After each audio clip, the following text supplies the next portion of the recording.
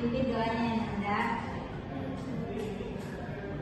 Bismillahirrahmanirrahim.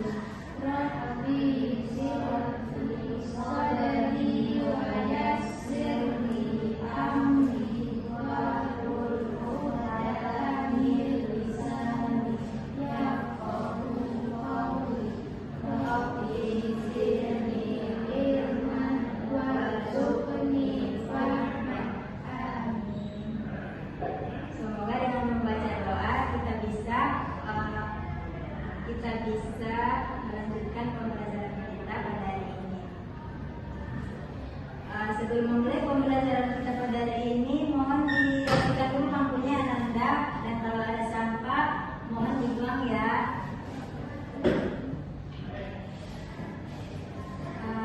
Sebelum kita mulai pembelajaran, Ibu ambil absennya dulu ya Nanda.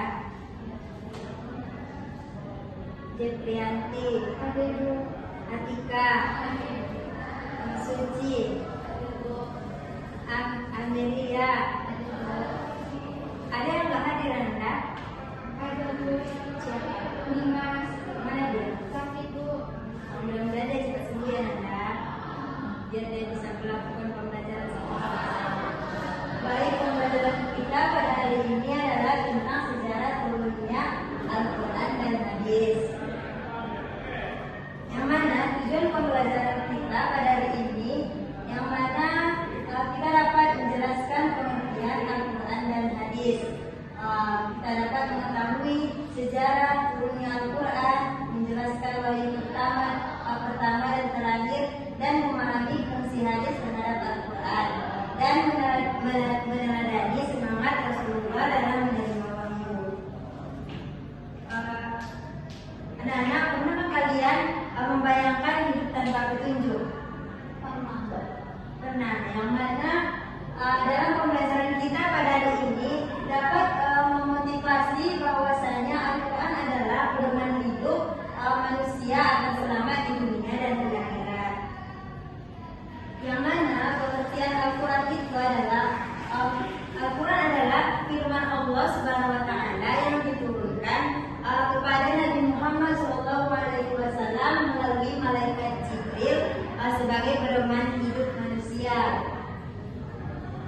Yang mana fungsi Al-Quran itu adalah sebagai petunjuk hidup, pembeda benar dan salah, dan rahmat bagi manusia, dan sumber hukum Islam.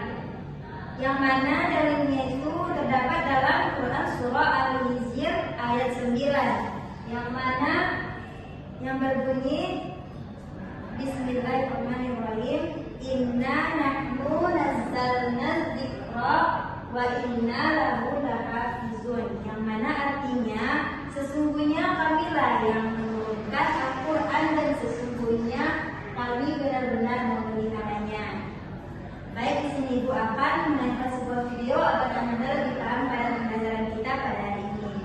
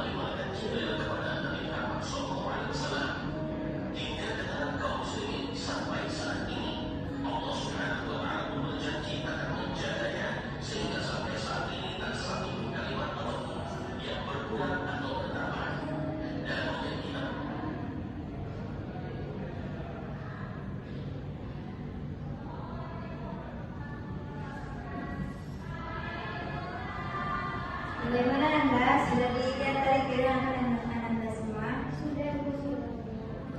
Yang mana Al-Quran itu sangat penting dalam hidup kita, yang mana agar kita dapat kemudian sejarah turunnya Al-Quran, yang mana Al-Quran itu diturunkan kepada Nabi Muhammad SAW secara bertahap selama kurang lebih 23 tahun, yaitu 13 tahun di Makkah dan 10 tahun di Madinah.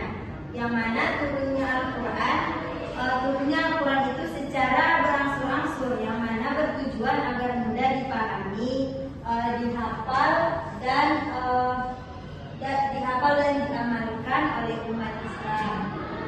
Selain itu, wahyu yang turun secara bertahap juga menjadi penguat hati Nabi Muhammad SAW dalam menghadapi berbagai tantangan dakwah.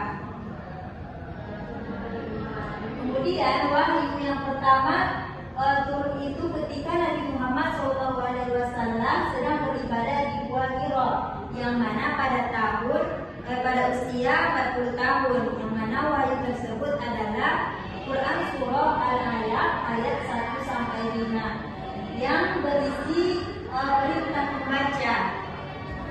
Dari surah itu menunjukkan bahwasanya kita dianjurkan untuk membaca Al-Quran. Kemudian peristiwa ini menjadi awal diangkatnya Nabi Muhammad SAW sebagai Rasul, yang mana ayat pertama yang turun menunjukkan bahwa Islam sangat mementingkan ilmu pengetahuan dan pendidikan dalam kehidupan manusia. Kemudian wahyu yang terakhir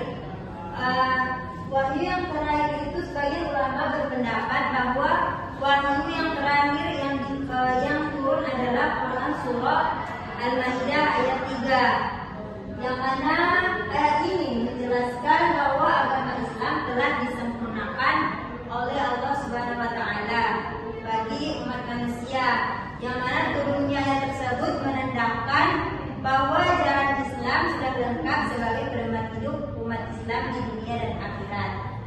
Kemudian pada periode Makkah dan Madinah, yang mana ayat Makkiyah membahas tentang keimanan dan akhlak, sedangkan ayat Madaniyah membahas hukum Islam dan kehidupan masyarakat. Baik, di sini Ibu akan menanyakan kepada Ananda apakah sudah paham tentang yang Ibu jelaskan tadi. Kepada saudari Jeffrey, kepada Ananda Jeffrey, apakah wahyu pertama? Al-Quran, Bu. Wahyu pertama itu berisi tentang surah apa? Al-Alaq, Bu. Surah Al-Alaq ayat 1 sampai 5, Bu. Kemudian kepada Anda Atika, wahyu yang terakhir itu wahyu surah apa yang diturunkan? Surah Al-Maidah ayat 3. Baik Anda, berarti Anda sudah paham yang Ibu jelaskan tadi. Kemudian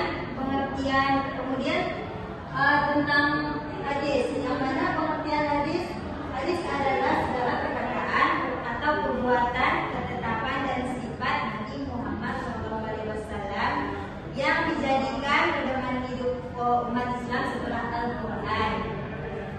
Yang mana hadis ini memiliki kedudukan penting karena berfungsi menjelaskan isi Al-Quran yang masih bersifat umum. Dengan adanya hadis, umat Islam dapat memahami ajaran Islam secara lebih jelas dan lengkap. Kemudian fungsi hadis terhadap Al-Quran itu, hadis berfungsi sebagai penjelas isi Al-Quran yang mana agar mudah dipahami dan diamalkan oleh umat Islam. Selain itu, hadis juga memperkuat hukum-hukum yang terdapat di dalam Al-Quran yang menjelaskan tata cara pelaksanaan ibadah seperti sholat, puasa, zakat, dan haji. Yang mana oleh karena itu Al-Quran dan hadis tidak dapat dipisahkan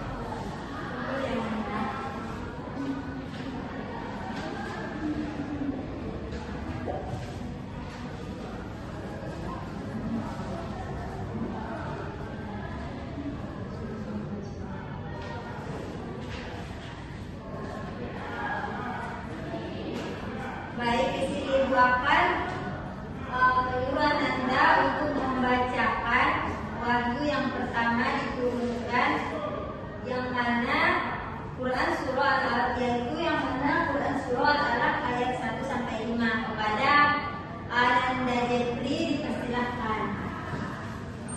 Baik, Bu.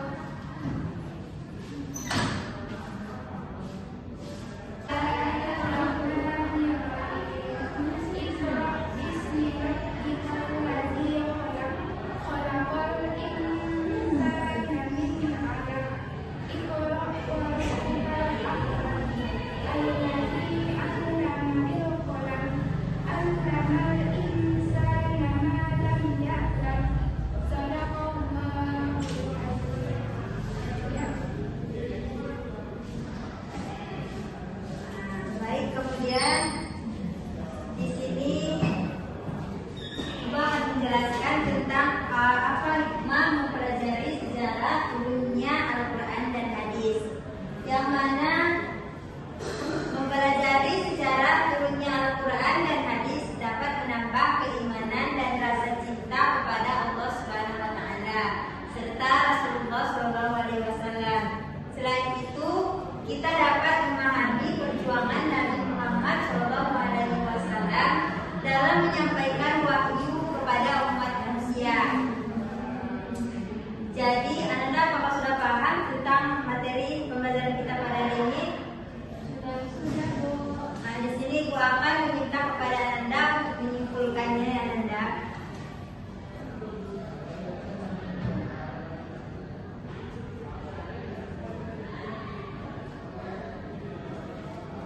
Kepada Ananda Atika, mohon disimpulkan.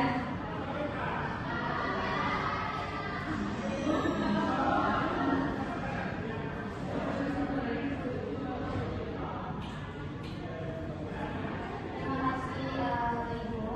Ini saya akan menyimpulkan dari pembelajaran kita hari ini, yaitu tentang turunnya Al-Quran dapat melakukan keimanan dan rasa cinta kita kepada Allah Subhanahu wa taala serta Rasulullah SAW.